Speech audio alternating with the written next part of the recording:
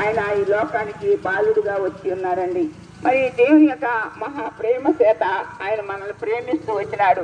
దేవుని వాక్యం ఏమని చదివిస్తుందంటే, మరి నేను నశించిన దాన్ని వెతికి రక్షించడానికి మనిషి కుమారుడు ఈ లోకమునకు వచ్చినని దేవుని యొక్క వాక్యము చదివిస్తుందండి. అయితే మనం దారి తప్పి తొట్టిల్లిపోయి మన ఇష్టానుసారమైన మార్గంలో సంచరిస్తున్న మనలను మార్గంలోనికి నడిపించడానికి ఆయన బాలుడుగా ఈ లోకానికి వచ్చినాడు. క్రిస్మస్ అంటే మహాశుభవార్త అండి. నేడు ఇంకో అని చెప్తున్నాడు, ఇంకా దేవుని వాక్యం చదివిస్తుంది. నేడు రక్షకుడు మీ కొరకు పుట్టి ఉన్నాడు, ఈయన ప్రభు అయిన క్రీస్తు ఆయనని ఆవిడ పాపముల నుండి ఆయన రక్షించునని దేవుని వాక్యం చదివిస్తుందండి. రక్షకుడు అనగా మరి ఆయన మనం రక్షించేవాడు. ఏ రీతిగా రక్షిస్తాడండి?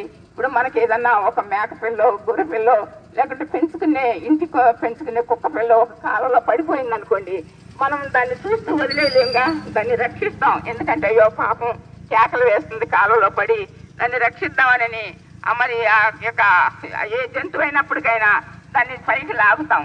అలాగే మనం కూడా ఈ లోకంలో చీకటిలో సంచరిస్తూ పాప ఊపిలో ఊరుకుపోయి మనం మరి నశించిపోయే వారంగా ఉంటుండగా మనల్ని వెతికి రక్షించడానికి దేవుడు ఈ లోకానికి వచ్చినాడండి.